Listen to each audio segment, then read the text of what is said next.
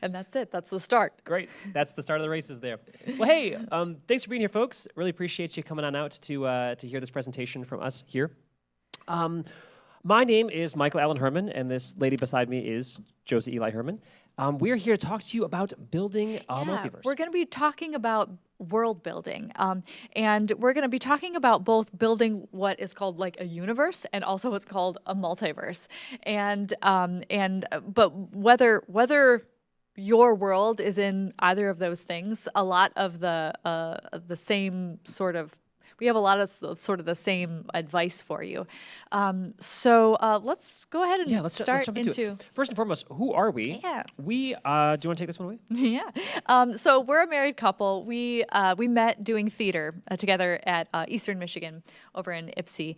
And we very quickly discovered that we love working together. So not only in theater, we started writing together and collaborating on creative projects all throughout just being friends, being in a relationship, and finally being married and on from there. And there's a lot of different mediums that we work in too. Of course, podcasting is one of them. We also work in film. We also work in theater. And the intersection of all those art forms is very exciting to us too, seeing how everything works together. Mm-hmm. Yeah. So one of our biggest things, probably our biggest thing that we're known for is the Voidverse. This is a collection of podcasts. It's a universe of podcasts where all the stories connect. So our first show is Call of the Void that we made. We followed that by the show Silver Tongues and Liminal. So these are podcasts that are what we call television for your ears. They are fully scripted, fully acted, so not a talkie podcast, but a wholly developed world, and with all these individual plots and everything, but they all kind of combine. So it's a little bit like the War of the Worlds, if you guys are familiar with that, where it's a fully immersive soundscape. We have all kinds of sounds in our shows. There's boat chases, plane chases, gunfights, all kinds of stuff that happens just in the theater of the mind. Yeah, and within their story, we also have a multiverse. So this is a universe of stories that all relate to each other. It's all one universe. However, they have a multiverse baked in. So that's why we're going to be talking about both creating a universe of stories and also a bit about creating a multiverse where there can be multiple timelines. Absolutely, yeah. These shows have done quite well through our audience. They've had over 1.8 million downloads, and we've employed 85 local actors, and they've reached over 160 different countries. And were nominated or won over 40-plus awards, some of the big ones being the Webby Awards, as well as the Oscar-qualifying Hollywood Shorts Festival, and then the Audioverse Awards as well. But even more than just those awards. Yeah, even more than the awards is the reception that we've gotten from the audience has just been so wonderful and life-changing. We frequently get messages from people saying like how much our stories affect them and how much they help them get through difficult, challenging times. And so even more than numbers of awards and downloads, it's like we do it because we just love connecting with our audiences, and that's why we're also passionate about sharing, creating stories with other people. Absolutely. So, starting off. Yeah, so we're going to start out with talking about a universe. So basically what we mean by that is we're talking about creating multiple stories that all connect. So a universe in fiction is a collection of separate narratives that all exist within the same fictional universe, right? So the Marvel's Infinity Saga, Star Wars, Lord of the Rings, and our Voidverse. Those are all examples of it's like there is something connecting them, many times multiple things connecting them, but they all follow their individual lines of characters and stories and everything. And it's a little bit more intimate than an anthology, which is just sort of loosely connected from a theme or maybe just a body of work from the author. An author can have like a collective of things that all kind of have the similar theme, but that's not necessarily the same as a universe.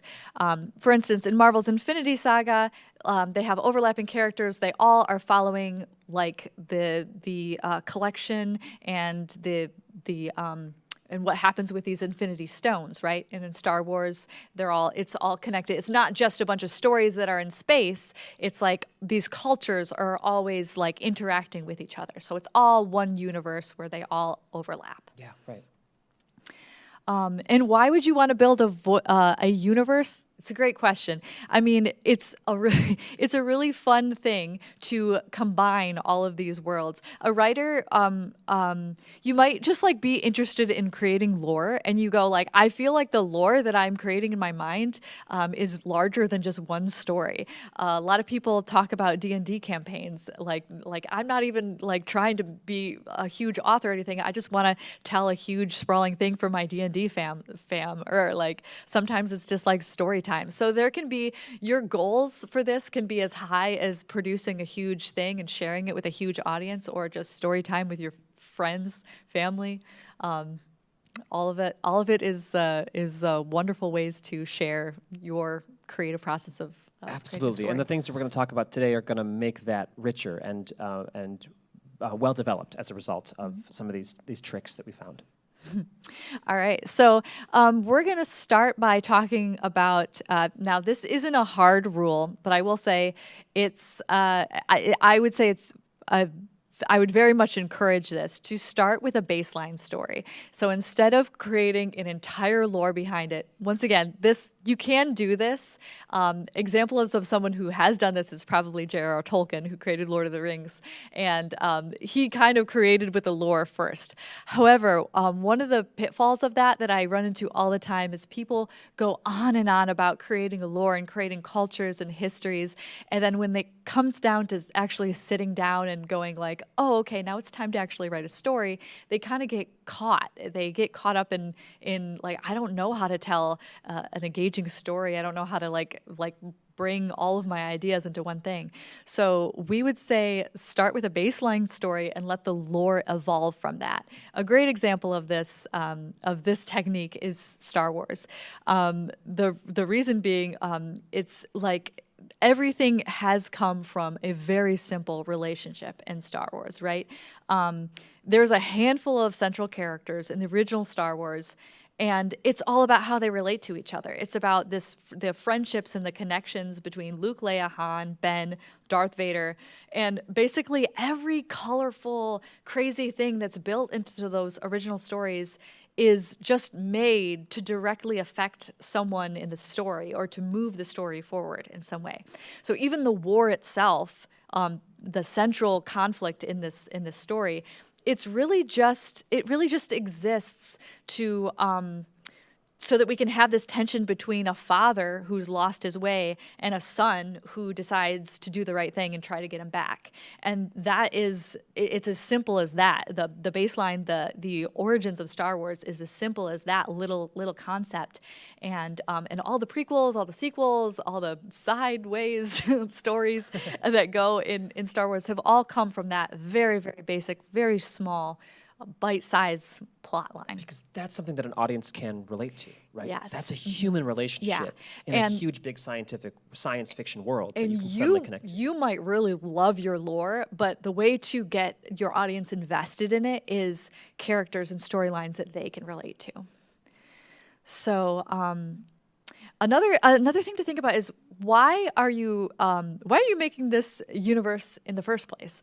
That actually helps more than you would think it would to develop stories, because you can have a very basic concept or theme that you can use to start to create individual stories across like many different individual stories, right? So like for example, and it's usually something really simple, because you want each individual story to breathe on its own and to have its own unique flavor, its own unique vibe, like lots of variety in the characters you're gonna want. But if you just think like, my story is about this, my world is about this, that helps you to come up with ideas within it. So I use the MCU as a great example of this. It's like the basic concept of the MCU is is people doing courageous and good things to help others. And that can play out in huge cosmic ways. It can play out as large scale as they literally need to save the entire universe, or it can play out in like Spider-Man needs to save his girlfriend from while they're on vacation. But still, it's this theme of like, here's a person who's trying to do good and trying to like save other people, right? And that can even play into like more creative and unique ways, such as like now we have a bad person deciding to do a good thing, and now we have a character who decides to do the wrong thing, and what is that consequence? So you can play with your theme in so many different ways to create all these different tapestries of stories.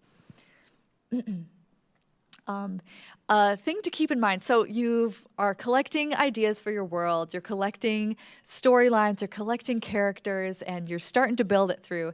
There's some key things that we would recommend and to help to actually delve into this a little bit more.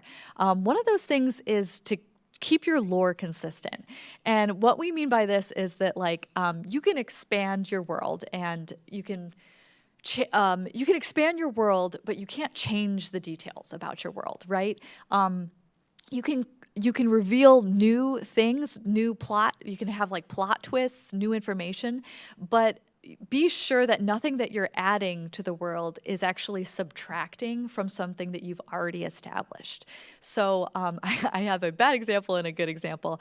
In The Rings of Power, the Amazon show, which is a prequel to Lord of the Rings, they introduce an orc that has like a family. They kind of like show him and it's like, oh, he's got a wife and a kid. And people kind of went crazy over this. They really hated it. And the reason behind it was because that's not that's different than the lore that we've learned from the world of Lord of the Rings. That's like orcs have always been these mindless killing machines that have been created by Sauron, and they're nothing but that, truly. They're just darkness, they're evil incarnate. So when Amazon decided to kind of go like, oh yeah, well maybe there's a grayness to that, and maybe they can have a family, that fans kind of revolted, and they're like, that's you're changing the lore up, we don't like that. So make sure that like... And that also changed some moments too, because any other time where an orc was slain or something like that. Yeah, it's like, well, now do I feel do we bad feel about bad their family? because did that person have a kid? You know, and so you start to worry about some of those things by changing the foundations of the lore. Mm-hmm. Yeah, a good example is once again in the MCU, and this is just a very basic, but it's a very simple way of explaining this. I thought we're introduced to the Tesseract at the early part of the MCU's Infinity War, and we don't know much about it. We're just like, oh, it's this Tesseract thing. It's a magical stone. That's about all we know. You put it in a weapon and it makes the weapon really powerful. But then as it progresses, it's like, oh, there's more than one of these stones and they each control a certain thing, and you get them all together and now there's the Infinity Gauntlet, you know, which can take over the whole world. But none of those things are subtracting from the previous things. So it's still a powerful stone. We didn't introduce a powerful stone and then say, just kidding, that stone actually doesn't have any power to it. So just make sure as you're gonna as you write your story or stories, you're gonna naturally come into lots of ideas, and just make sure that those ideas are adding, not subtracting. And then we also have, even though you want to keep all your stories consistent, the other big thing is to make them all a little different. You obviously don't want the stories to repeat, to feel too similar.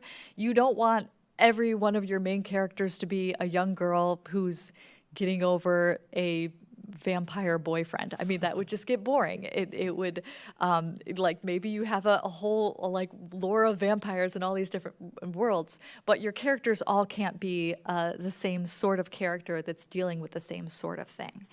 So so how do you do this? How do you just like come up with new ideas? Well, like some writers like to think story first and theme first, and some writers like to think character first. I don't think it really makes a difference which way you prefer to write, but keep in mind that your central character and your central theme are often related. So, for instance, I'll talk about one of our shows, Silver Tongues, which is part of the Voidverse. The central theme of that show is like your voice has power, and you can use your voice to do really good things or really bad things. That's kind of the theme, the story, the essence of that world. So we have a character, our main character of this world, Roscoe. He's kind of this quirky, he's a little bit anxious guy, and he starts out like not really knowing that his voice has power. And so by the end, guess what? He discovers that his voice has power, and so that's how the story plays out. That's what the climax is him learning that and going like, hey, I'm going to do something with that. In quite a literal way too, because his voice having power, he discovers he is a silver tongue, he and can influence people's minds with simply the words that he says. Right. In this world, we introduce characters that have literally the ability to almost like mind control in a way. It's like they whatever they say, people will believe. So. Okay. And so what's so great about making a universe, I'm just going to pitch it a little bit to you in case you're like, well, I don't know, like, is it worth it to sit down and do all this? What's really fun about this is the universe kind of becomes your playground. You get to make the rules of it. You get to make the boundaries. You get to set your own boundaries, and then you get to play and do. You can get to experiment with stories that are so like building a huge skyscraper of a sandcastle, or also little ones that are tiny. And you get to play with that and go like, I want like these characters to have developed this huge world here. I want maybe them to interact with these characters over here. It's just so much fun to do that, and you get to play with that for as long as you want. You can keep on continuing and writing stories that all relate to each other, and you will probably fall in love like we do all the time. We like fall in love with our characters and go like, oh gosh, like they got it. This character has to interact with that character. It's a lot of fun. Sharing the universe, when you finally get to share it, your audience can get really invested in just a really awesome way, because what's better than taking a journey with someone, taking multiple journeys with them, or taking various exploring different themes with, sometimes it's the same characters, sometimes it's the same like elements. We found that like whenever we are writing a new story and we introduce something like an artifact from the other one, people freak out and they go, oh my gosh, it's that from that world, and they start to like even make these little threads themselves. It can be really fun to kind of like play with your audience in that way, however large your audience is, whether that's huge or just your D&D family. It can be really fun to kind of start to develop that. Another thing is you just get to share the themes that you love. Like all our stories tend to be about like hope and people just kind of standing up to. They have tend to be a kind of like facing the darkness within you sometimes, and we really there's like themes that we really believe in, and finding all these different characters to play those out in different ways is very rewarding, and you get to share that with an audience. So. Absolutely, yeah. However, sometimes the universe is a very particular universe, and that's a multiverse, which is different than any other story that we talked about at this point, because this is a style of storytelling that is very specific and a very good tool to use in some situations. But there are certainly, as you see on the screen, dangers in the multiverse as well that we're going to be discussing. First and foremost, the difference between a multiverse and a universe, they seem right off the bat to be very similar. A collection of parallel stories that exist within one large narrative, but these stories tend to be about parallel universes or alternative dimensions. Those are already built into the fabric of the story, and there needs to be a relationship with that exact idea as well. The idea of a multiverse goes way back in history, actually as far as ancient Greece. That's this guy right here, Anaximander on the screen. This is 6th century BCE. And he proposed this radical idea way back, especially for the time, but even for us now, that the universe was born in this this boundless infinite is what he called it, this aperion, as you see on the screen here.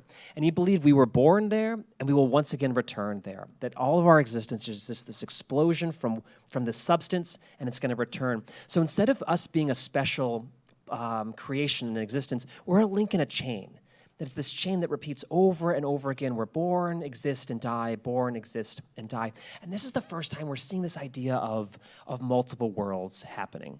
It's not quite a multiverse by our modern standards, because here we're seeing kind of just a world existing and ending, but the idea of there being multiple, whoa, crazy for the time, especially for the ancient Greeks. They were like, Anaximander, you're having crazy thoughts here, man.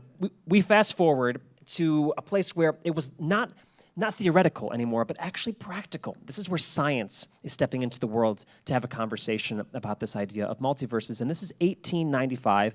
We got these two math lads up on the screen right now. They were very angry with each other, and they were fighting in particular about this idea of entropy in space. So how does energy dissolve in space? They fought back and forth, and at a certain point, Boltzmann, that's the guy on the far left of the screen over there, Boltzmann says, well, this is what I think is going on. I think that everything that we know and see, the entire observable universe, is just this dead energy, this dead space, where there's very little energy and there's nothing going on. And every once in a while, there's these weird little pings, these fluctuations in energy.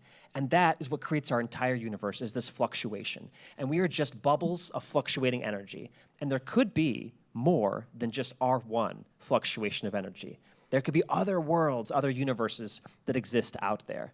He's proposing this in a very scientific way. Now, this is still, they're having thoughts about it. They're starting to move towards it in a very practical way, but still not quite to where we are by these standards. As you see, very quickly after this happened, 1896, sci-fi is going to step into the ring to have a conversation about this as artists. Literature always follows science. Yeah, literature always wants to have conversations about what's going on, and vice versa, really. But this is published in 1915. A Drop in Infinity is this book here. This isn't the exact first instance of a multiverse in literature, but it is the most it's the one that we know the most about, and it's the one that is publicly the biggest splash in a conversation about multiverse theory. And we got this guy, Gerald Grogan, who's telling this story about this guy who encounters a mysterious inventor who takes him from one universe to the other. That's a big step, because it's no longer just our universe, but there are parallel universes that exist. And people were like, whoa, that's kind of a cool idea. Maybe we can spend some more time having a conversation about that. That brings us to 1957, when we have this guy on the screen, Hugh Everett III. He had this quantum idea of the many worlds interpretation, and this is going to be really synonymous with what you think of when you think of parallel universes, or sort of the classical definition of a multiverse. Built from all of the stuff before him, he has this idea, this mainstream interpretation, where certain choices that we make are what splinter our reality. So there's a reality where you decided to get hardwood floors in your kitchen. There's a reality where you decided to have carpeting in your kitchen because you're a crazy person and wanted to have carpet in the kitchen. But that choice splintered the realities that we live in and changed those options, like changed reality based on possibilities and choice. And that idea, choice, possibilities, becomes really important to a particular medium that you guys could probably guess what it is. It is comics. When we think multiverse, it's almost impossible not to think of comics in some way or another. I would love to hear you guys guess which one between these two giant companies do you think was the first to have a multiverse inside their story? DC? You're correct. DC was the guess. That's exactly right. Yeah, DC was the first, and it was, in fact, this issue right here on the screen. The Flash, yeah. The Flash of Two Worlds. This is issue 123, released in September 1961. This is the cover of that exact edition right here. And here we have Barry Allen and another Flash on the screen, Jay Garrick here. And this was the first time that comics stepped into the idea of the multiverse. It's kind of funny, this came about partly because an artist was trying to be a jerk. They thought, what if I draw a cover that is not possible for our writers to come up with an idea based on? and that's why he drew this cover. And it took the writers a couple of days, but they did come up with a solution to having two Flashes on the screen. They thought, multiverse. They thought, let's incorporate this as two distinct universes that are colliding into each other here. So we do have Barry Allen meeting the Golden Age Flash because Barry Allen runs too fast, nopes out of his universe, and goes into the golden universe, as it were. This right here, this relationship between the two of them is the character collision that started multiverses as we know them in comics today. I think it's a funny little clip here. It says, "How can you possibly claim to be the Flash, Barry Allen, when I, Jay Garrick, am the Flash, and have been for more than 20 years?" The drama that ensues. Yeah, so this was the first collision, and why there's so much multiverse that exists, especially in the MCU and other places too, is it was started here first with DC Comics. People were stunned by that so much. Oh, they because absolutely it's were. like that was the first time that had ever oh my gosh, two versions of the same superhero, crazy stuff. This would have been such a controversial frame to look at this. It'd be like, whoa, look at these two. It's not even possible. It's the first time they even considered there could be multiple versions of the same superhero. Yeah, existing in the same space. Yeah, right. Now, of course, Marvel Comics also jumps into the scene as well. The first time that Marvel Comics uses this idea of the multiverse is their What If series of comics. You probably know the name What If. They have made an animated version of this that I think was on Netflix and some other places, but they called it What If. That was the name of the series, and it was literally based on this series of comics that was called What If. As the name might suggest, it simply asks that question. What if this happened? And this is the first edition here that we're seeing. It's Spider-Man joining the Fantastic Four. That was the what if. What if Spider-Man joins the Fantastic Four? And as you see, they're all having little fives on their chest. What if there was the Fantastic Five? It was the Fantastic Five, right? Simple little question that does establish the Marvel multiverse as we know and love it today. Not very controversial by our modern standards for mixing up characters. Almost every Marvel movie that exists nowadays has some kind of crossover between characters.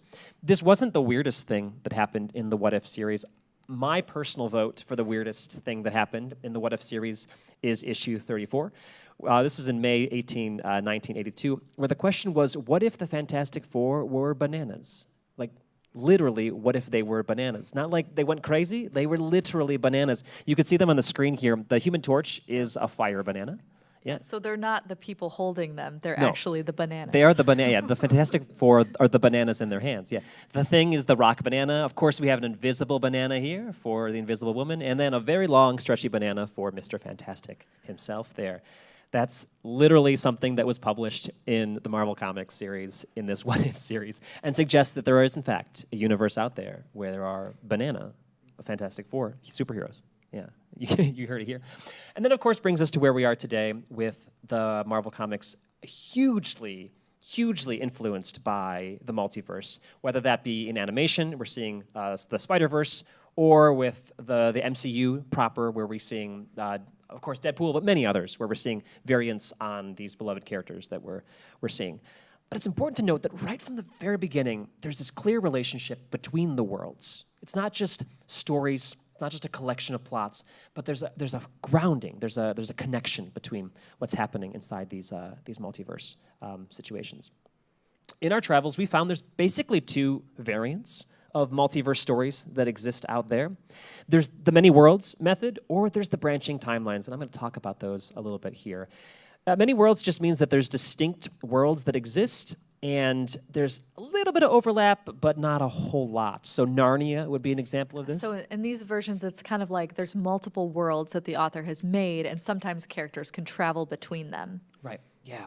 And that's, in Narnia, it's the wardrobe is one of the portals between worlds that you can do. You see Wizard of Oz here too. I guess tornadoes bring you between the worlds in the Wizard of Oz. Funnily enough, these tend to be fantasy. Yes, they tend to be more fantasy, whereas the other version is more science fiction. Yeah, and that has to do, I think, with the science behind this idea of the branching worlds timeline. That goes right back to Hugh Everett's. It goes into quantum. And into quantum, yeah. Hugh Everett's idea of talking about quantum and how that being a scientific idea, this branching of timelines, is what brings about this other variation of storytelling, which is the branching timelines.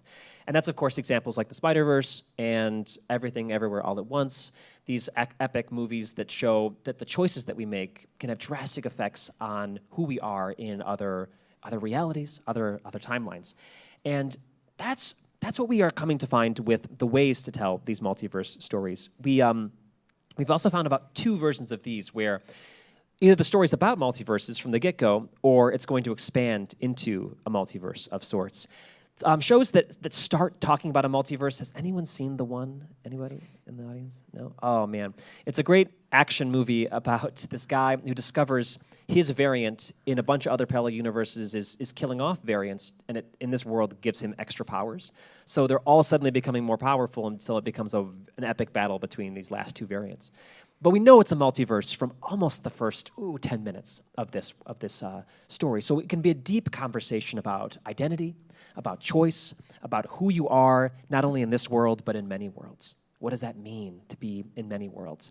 We also see that in a movie called Mr. Nobody, which is a Jared Leto film made a long time ago. But the whole conceit of the movie is how would my life be different if I was in a different relationship? There's 3 women across the film, and if he were to go in a different relationship, it sort of plays out dramatically how his life would have changed. And it's drastically different how he could have been. But it asks those deep questions of who am I in spite of my choices, right?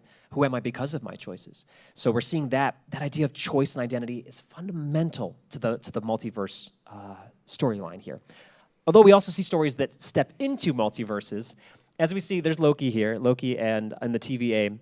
They did not plan to have Loki in the TVA the first time we see Loki in the Marvel Cinematic Universe.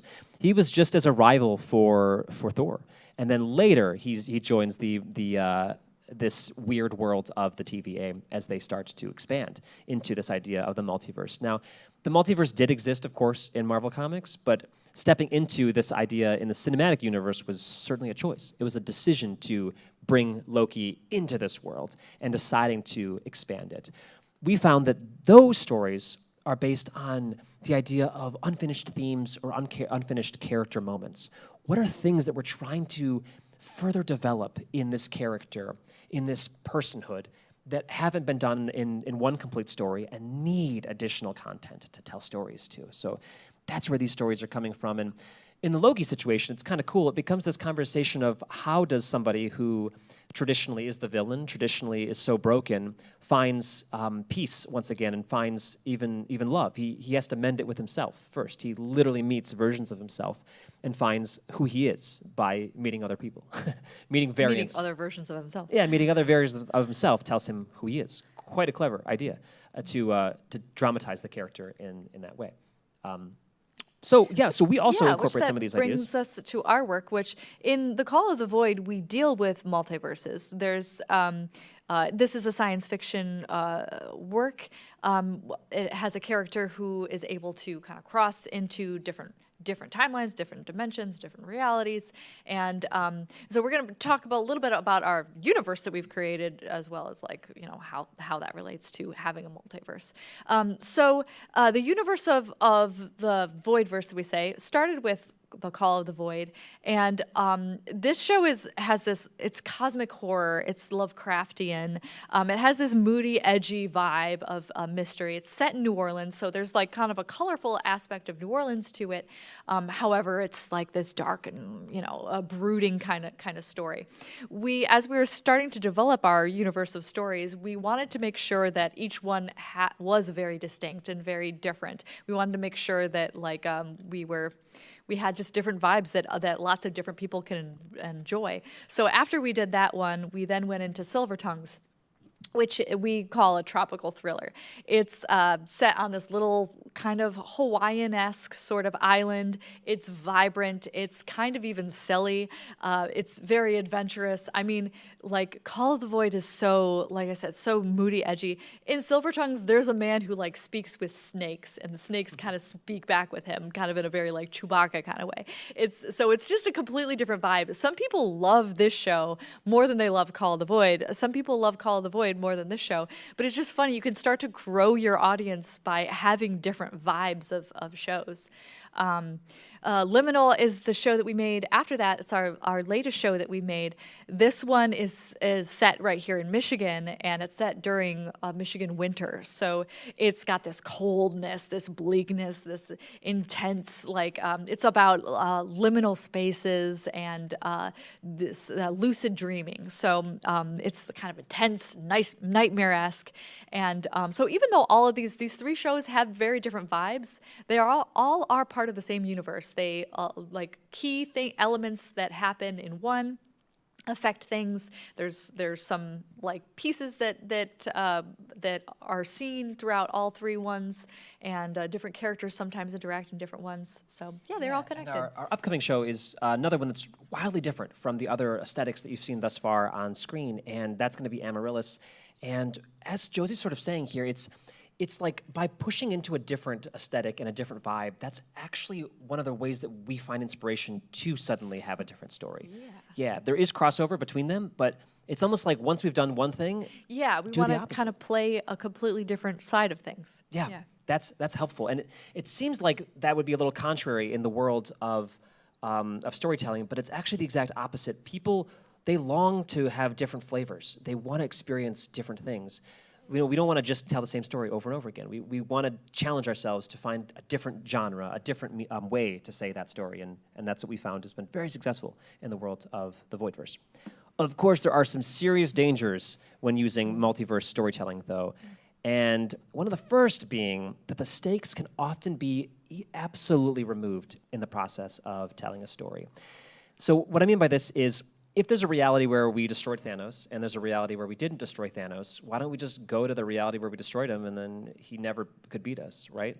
And suddenly, does choice matter? Like, does anything that we do really influence the world if there's a world where that didn't happen, right? And that's a problem, because if we feel like our choices, the characters' actions don't matter at all, our audience gets way less interested in that story. Because why follow something that could be anything, right? You as the author get the chance and the choice to say, this is what the story's about. This is the journey that the characters are going on. And to not have that, that's just going to make it feel like it's just sort of people wandering around. There's no direction with what's going on. Sort of the same thing happens in time travel stories, where you just go, oh, why don't we just go back further in time? And then we'll just do it again. Yeah, we'll just kill them earlier, you know? And the same thing can happen. So you got to be really delicate and careful with the rules of time travel stories or multiverse stories, where, yeah, you can't just have people, you know, not have there be consequence to actions. Also, things can change, and that can ruin things as well. So audiences fall in love with things for all kinds of crazy reasons. It could be the plots, it could be the characters, it could be simply the humor that exists inside that world of your story, right? And so we don't always know what they fall in love with, but by changing things, by moving to a different world, sideways or backways, we can remove things that they fell in love with. And this happened very, very actively in the DC universe. The Crisis of Infinite Earths happened in 1985, where they had a bunch of universes, and they suddenly destroyed those universes and forced all those characters into one universe. It's very polarizing. The stakes felt huge because there's lots of characters, and some were perishing, and it was very scary. But suddenly, all those universes that you loved were erased, and it was forced into one narrative. They did it for many reasons, because the multiverse had just grown to be unmanageable in the DC universe back in the 80s. And so they decided, let's just smash it into one. Let's just make it one universe again. And there was a fallout from the audience as a result, because they felt like the things that they came to love suddenly didn't matter. And that's something we want to pay attention to, that changing things that directly affect the major textures of the story can remove the things that the audience loves about those stories. Also, you can't take the multiverse cat out of the bag twice. Once that multiverse cat has run out of that bag, that cat has run out of that bag. And that isn't a plot twist twice, right? We could say, oh, there's a parallel universe one time, but then to say, then there's a third universe, or there's a sixth universe, or a seventh, suddenly doesn't have the same impact as that first time, where we know there's multiple universes. So that can lead to sort of this feedback loop of stories, where we're just adding more universes and more characters, and we're having hundreds and hundreds of variants, and suddenly it doesn't matter. We don't really care, because it's just variations on a variation, right? And that's not very exciting. It's just sort of a repeat of what's going on with that. Ooh, and this is the biggest one, I think, as far as the dangers go. Fear not, there's solutions coming in just a couple seconds here. But the escalation problem, this is especially challenging in genre stuff, whether that be science fiction, horror, fantasy. Every time you tell one of those stories, it's trying to be very big and the biggest version of that character's journey. So how do we tell the biggest version of that character's journey once and then tell it again? Also the biggest version of that character's journey. We see the same thing happen with sequels. Often sequels don't have that same punch as the first, right? Because we're trying to tell the most exciting story again, right?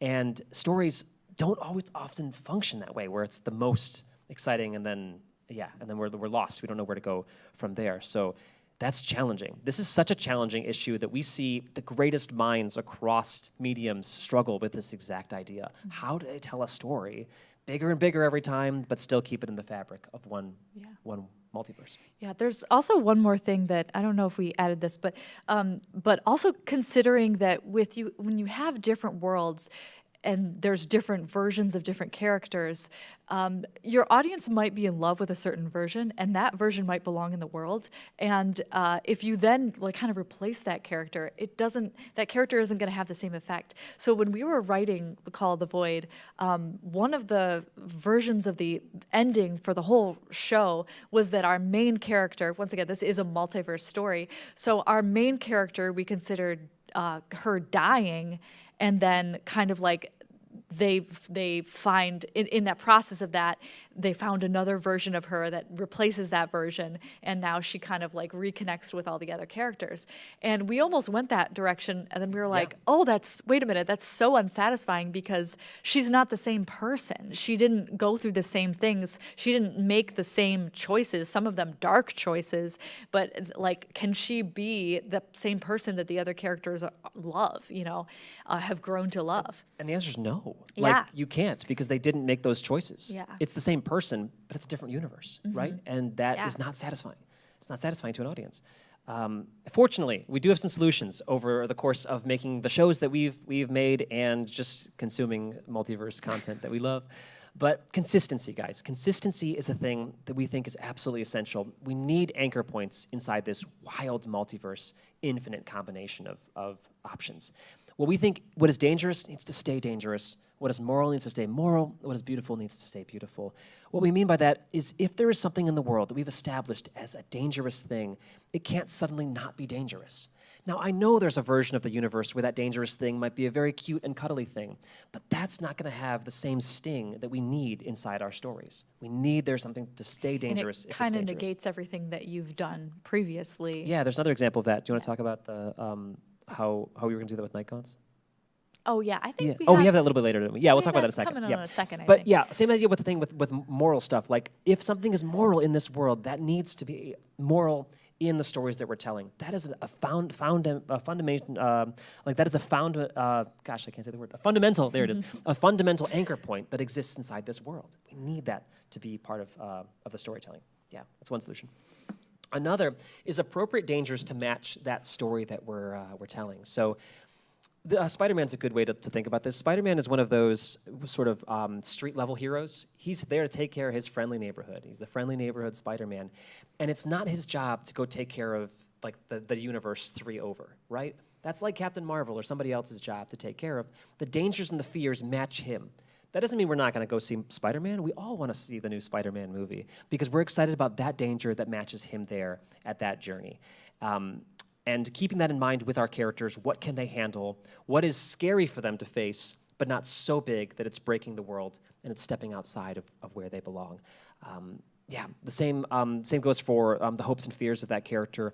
Like, let that be a guiding force for who that character is, an appropriate hope and fear for their level of the story.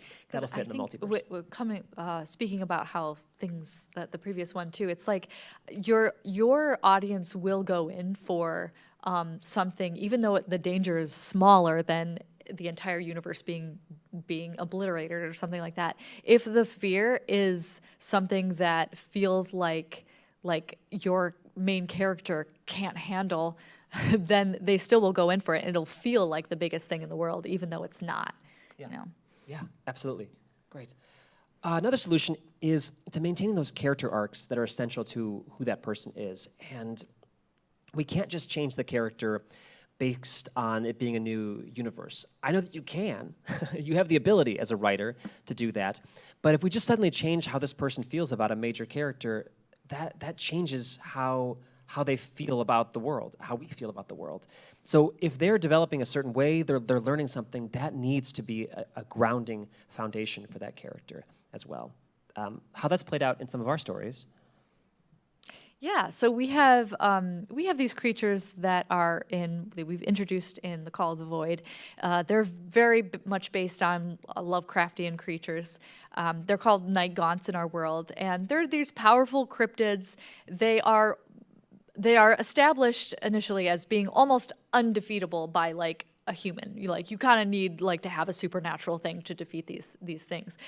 We almost in our next, it's not a spoiler because we didn't go in this direction, but for our next show, we almost had like a situation where somebody who is just a human like figured out how to like tame these things and like, oh, now I'm kind of in control of them. I think at one point they were going to ride them. Yeah, and we were like, that was that's so pitch, stupid. Because it all of a sudden is making it seem like these characters are not as powerful as they once were. Oh, it's like it's making it less exciting than it was. I think initially we thought like, well, it'll make the characters in this world seem very powerful, but you have to be careful that the things that you're doing are not you could be doing certain things to make a character seem powerful, whereas what it turns into is just that your creature or whatever just seems less powerful now. So when we discovered that was how it was going to be, we were like, okay, we gotta cut that. Yeah, we have to keep that thing that's dangerous still exactly. dangerous. That thing that is dangerous needs to stay dangerous. Yeah, absolutely. We also have this thing called the Void Stone in our universe that is this very dark artifact. Yeah, and that transcends a couple different shows. Right. That is in Call of the Void. It's just this like stuff that's growing from the ground, right? And it comes from the source of evil. And in Liminal, they use it. They kind of like use it to enter into a dark world. I think in some of the earlier drafts of the show, this kind of just turned into like, oh yeah, you use it and there's no consequences and it's all great. But then we realized like, well, this stuff is from like what we have established as being like the ultimate source of evil. So like, and it's always been that. So if we make these characters use it and there's no consequence there, it feels like a retcon of the kind of the dark world that we've created. So we then had to shift the storyline to be like if they're using this has dark consequences. Yeah, absolutely. There's some major plot points that also happened in our stories too, and there's one of them that I want to talk about because it humbled me very, very well. There's a character in Silvertongues who has this power that we talked about earlier in this lecture about the influence over people by just speaking his words. And through the course of the podcast, that power is taken from him. He's a villain, and it's taken from him by the heroes. And I really wanted to bring it back for Kai. I thought it'd be great if he earned that power. In a future story, he got that power back somehow, and it'd be a very dark moment where this evil guy once again has his evil power that he can use and his influence that he can have over people. But my wife very wisely said that doesn't that undermine everything that happened in the world of Silvertongues? And the answer is yeah. Yeah, that does completely... It would have made the story completely not matter. Completely not matter, and it would completely undermine that journey that the characters went on. And it seemed initially that it was a fun concept to play out dramatically, but it turned out it was going to be something that would break that multiverse world that we had established.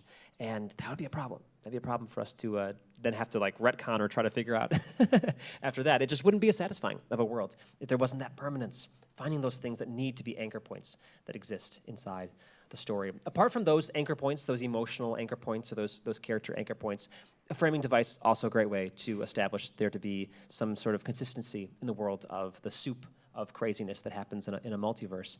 And we got a couple great framing devices that we found over the years and sort of collected.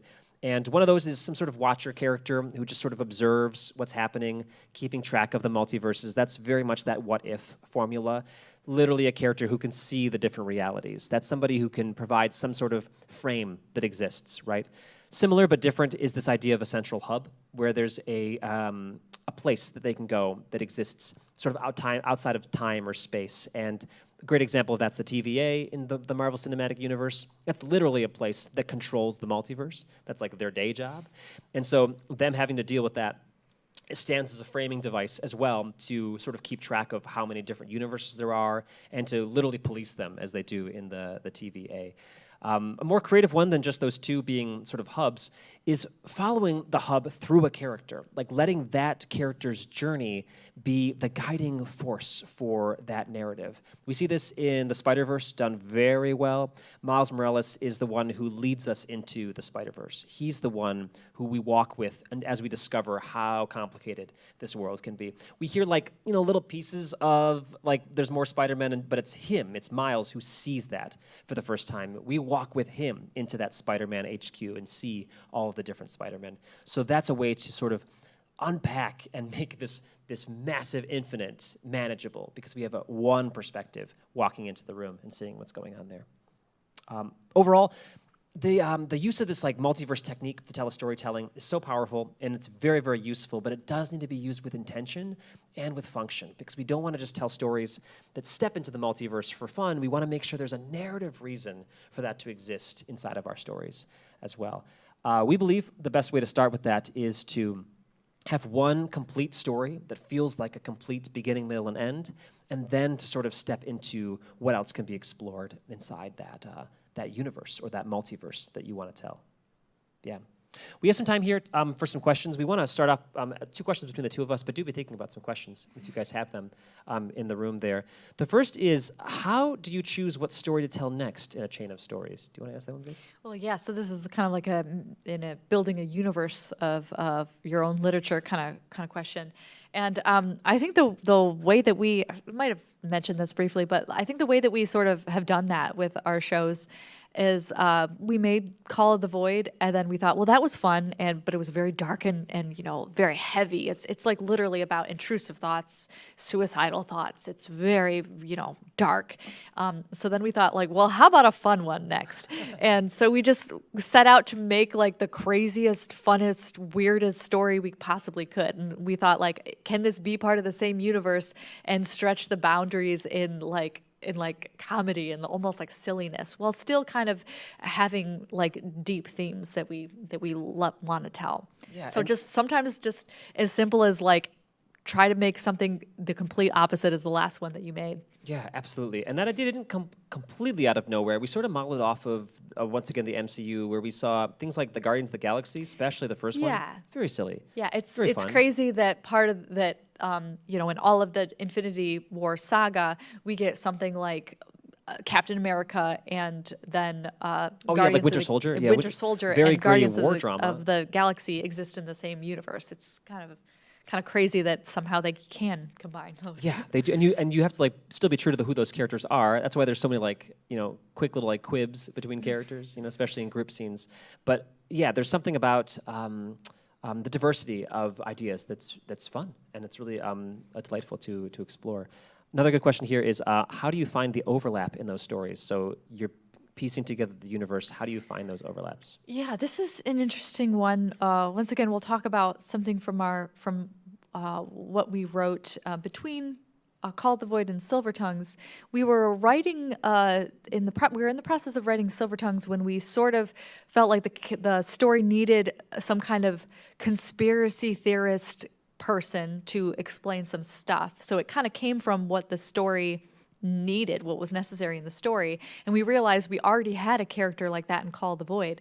So instead of repeating ourselves, we thought, well, what if it's literally that character? What if that character stepped into the world? I think that actually was the first overlap between Call of the Void and Silver Tongues. Yeah, it was. It was literally just a place where we felt like we were doing the same character, so why not? So why not actually make it be the same? So sometimes it's this necessity of like, you know what? I already have a character like this. Let's put that into the world because they would be useful here. Yeah, I think a lot of it has to do with that sort of solving of problems in storytelling. There's immediately, once you have an idea, there's so many problems that exist. You're like, wow, okay, there's plot holes everywhere. And how do I solve some of those things, especially in the world of science fiction? Because suddenly, like, why don't they do this with the technology? If it's like a magic tool, why don't they just use the magic tool, And so you immediately have all these problems that you're trying to navigate, and we found that when there is like literal overlap that exists or could overlap that exists, that's a great time to swoop in and have a multiverse solution to that. Yeah. Question for you: how do you escalate each new story? Oh man, that is the really hard question right there. Yeah, how do we keep the drama moving and then also at the same time tell a new story? It comes down to the character, I think. It comes down to what is that specific fear that they are experiencing, and how do we make that feel like the end of the world for them in particular. We actually saw this beat changing happening in the Marvel Cinematic Universe, where we saw things as big as the end of the world with the Avengers, and then still being able to gear shift down into moments with Spider-Man where it's more of an intimate drama once again, and feeling when it's time to have a big epic or when it's time to kind of gear shift down into more of a quiet drama. That takes some discernment when you feel like it's right, but it's okay to do as long as you are once again matching that danger for those appropriate characters.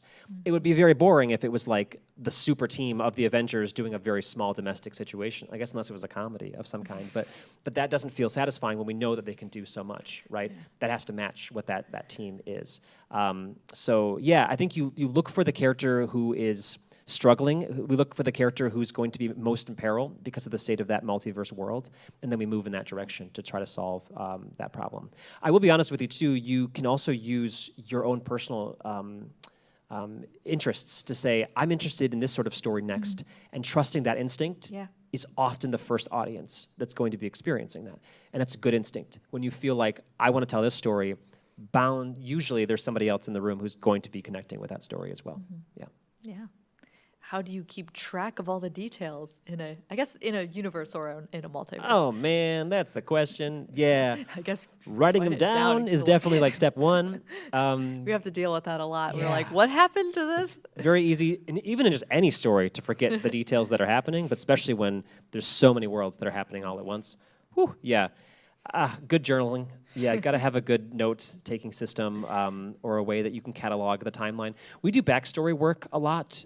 Josie's really good at writing backstories for characters, and we have lots of Google Docs where we just write exactly what's happening beat by beat for that character's history, and then seeing how it collides into the moment for a current story. So that's super helpful to do as well. Yeah, that's definitely the weeds of storytelling, is trying to keep track of what you did and if that's going to be a plot hole later that happens. Great. We want to open up to any other questions in the room, if anyone has any, about story construction or multiverses in general. Anything that you guys might want to ask. Yeah, we got a mic coming around. Yeah. Right here, from Stephen Bree. So let's say you're in a situation where you have something that, like, you've already published a couple different works, and you notice, like, there is an inconsistency already in, like, something you have already released, and, like, but you want to, like, explore that aspect of the story more, and so you are in a situation where you have to sort of retcon something, right, or resolve this conflict between sort of different aspects of your narrative. How do you sort of approach that resolution? That's a great question. Such a great Do you want to jump in on that one? Or? You go ahead and I'll think about it for a little bit. Yeah, gotcha. Well, first and foremost, like a multiverse answer is a good answer to that, so long as it matches up to the story. Multiverse, Yeah, that does sound like a multiverse situation that you're trying to deal with there. Yeah. There's a couple tips that I have for you. Is it that everything happened exactly truthfully is a question that you can ask yourself. Like, was somebody lying about some of the events that happened? Yeah. Characters don't always tell the truth, and villains especially don't tell the truth. Yeah, or even depending on, it kind of depends on what it is, but like I think something happens sort of similar in our show where somebody believed like a creature or something was literally from them, and then it was like as the world developed we realized like, oh, that's not totally true, but she could have still believed that, and it doesn't really change. So it kind of depends. There's things you can do to wiggle it out. I would say try to make it as simple as possible rather than a huge like, well, this happened and then this happened. Like if you can't, like usually what happens with us is there's a lot of brainstorming of like plot holes or things that we want to change like that, and then we kind of kind of like narrow them down to like try to find a simple solution for that. You know? Yeah, one of the best ways to frame a story, especially when there's like holes or issues like that, is those then statements. So you might have heard as a writer the idea of ands versus thens.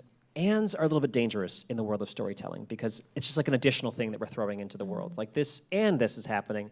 An example being like, this is a story about dinosaurs and there's like aliens and there's Turns like, out there was aliens there's the whole werewolves time. and when we keep adding a bunch of ands, the audience can Yeah. go, whoa, what is going on with this Yeah. world? But if the thens are there, like there are dinosaurs, but then that leads us to an alien discovery. Right, yeah. So like the contrived version is like yes, we've established that there's dinosaurs in this world, but I didn't tell you that there were vampires there the whole time, you know. But if it's like, okay, it turns out I wanna introduce that the dinosaurs then created vampires somehow. I don't know, but like you know how that is like still coming from something that you have before. Yeah, building off of what you have is always going to feel more satisfying than just like throwing in a new and where you're just like, and then this is also going on in the world at the same time. Yeah, great question though. Did they answer that question? Yeah. Yeah, cool. Yeah. Any other questions in the room? Yeah.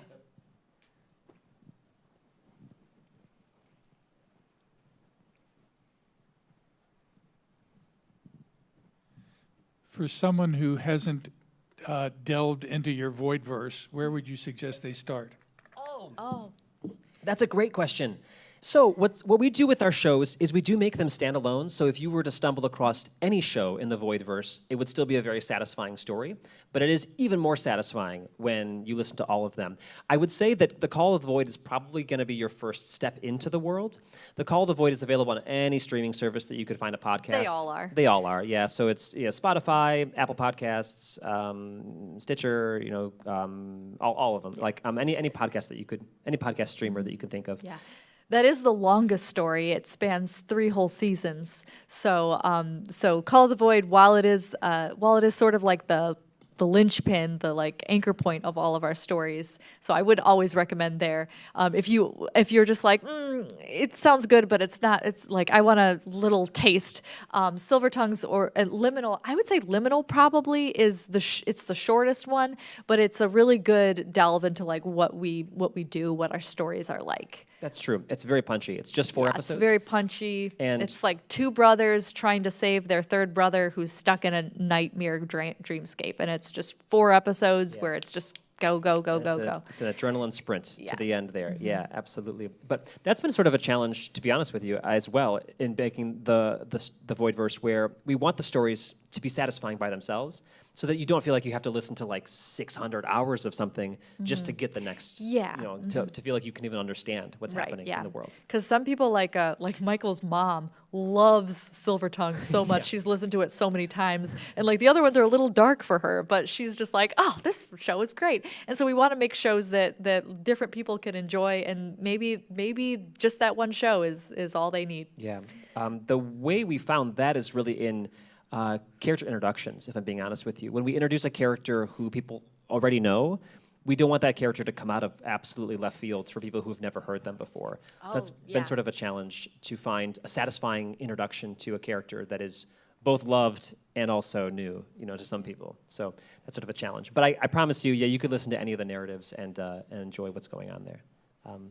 Any other questions that we have? So yeah, I'll ask one, and then Let's hear I it. think we got one more from Yeah, Booth. great.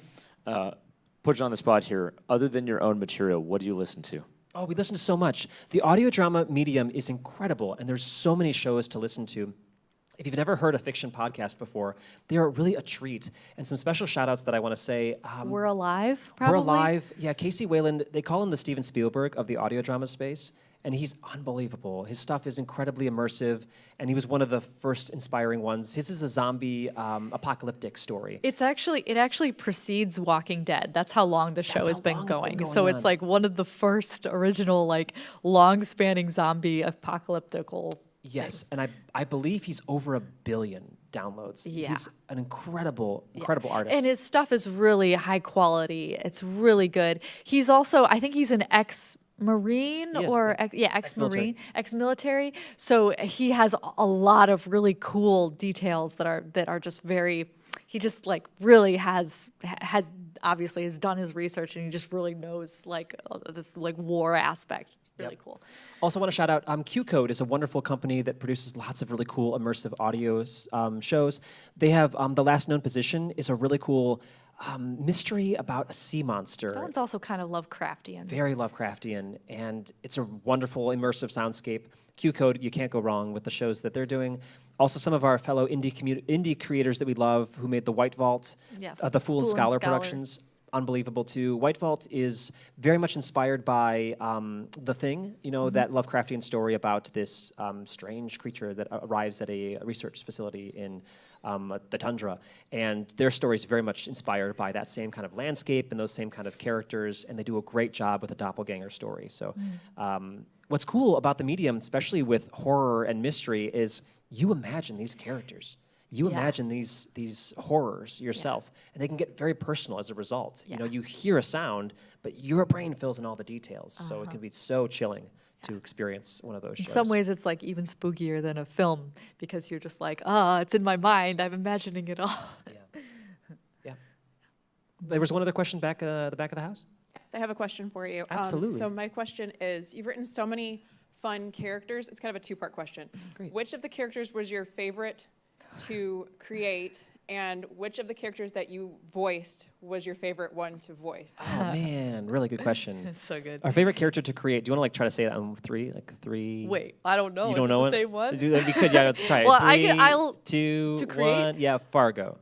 Fargo. Were you gonna say, were you gonna say Fargo? So Fargo is this very eclectic sort of conspiracy theorist lady who lives in the swamp. Yeah, she's and- the one that crosses over between Call of the Void and Silver Yeah, Tongues. she's a wild lady. She's always pursuing the truth of the universe, man. And she is one of those voices that we didn't get right at first. And I remember writing a couple drafts of her voice, and she was like kind of like bitter or something when we first met Yeah. her. It just wasn't quite right until we wrote this idea. There's this monologue where she wrote like, "I'm a collection of wildflowers, man." Yeah, she's got this hippie vibe to her. Yeah, and she's like, "And but- this is how I see the world." And we're like, what's "That's fun about Fargo." her is that she says the craziest stuff, but then it kind of turns out that she's right. Yeah, it makes sense. Yeah. It like makes sense in her own little world. And what was fun about her too is like, so she is in a couple seasons of Call of the Void. And we write them all, we record them, and then we release a season. So we released season 2 of Call of the Void where she is introduced, and we had our actress play that character. Yeah, and Eddie then Dilworth. yeah, and then it kind of evolved. She kind of evolved because of the way that the actress like played that role. Right. So the way that we wrote her in following content, such as Call the Void Season 3 and Silver Tongues, kind of was based a little bit on what we wrote, but also based on how she performed it. So she kind of grew as the stories grew. So she's really fun to write. Was that your favorite to write? I feel like I forced you into Fargo. You no, have no, a no. different- No, that's definitely one of my favorites. My favorite character that I voiced is Etsy from Call of the Void. Definitely. She's just awesome. She's the one that kind of has the supernatural twist of Call of the Void, where she can see the different multiple realities. So she's the link in the multiverse of Call of the Void. She also is the reason for the existence of the void in our universe, which is kind of the embodiment of intrusive thoughts. So her whole journey is kind of getting, overcoming intrusive thoughts and finding hope and stuff. So she And means she's a lot. a really cool character. Yeah, she's got a lot of complex psychology to her. She's very layered and nuanced, and she can also like unmake things. She's a superhero. She's just cool. Yeah, she's cool. Like that's a really cool character badass. to play. Yeah, I think the character that I think I'm gonna go with Kai. Oh. Probably. Oh. No, Darcy. So I'm Darcy. Not Topher? No, Topher's good too. But I'm gonna go Darcy because Darcy he's this goofy Australian guy that I attempted an Australian accent for. No, I did okay. I did okay with an Australian accent for him. But he's such a He's funny. maybe the goofiest character in Silver Tongues. Yeah, I would say. he's definitely very goofy. He's very very silly, and he's one of those characters he's like basically like a mix between Crocodile Dundee and a hitman. It's like it's exactly right. It's like if Steve Irwin was a hitman. Yeah, that's what he is, and that's a weird combo, and it's just as much fun as you think it would be to play that. and he's the kind of guy that's gonna definitely make a splash no matter what scene he walks Yeah, into. yeah. So It's very yeah, fun. That's a fun one to play. Yeah. Any other questions? That might be it. That might be it. Great. Well, guys, this has been an absolute joy. Thank you so much for being here. We appreciate you guys all. If you have any other questions, we'll stick around a little bit afterwards if you guys want to talk about them or anything like that. But if not, gosh, thank you so much for being here. Yeah. Thank you.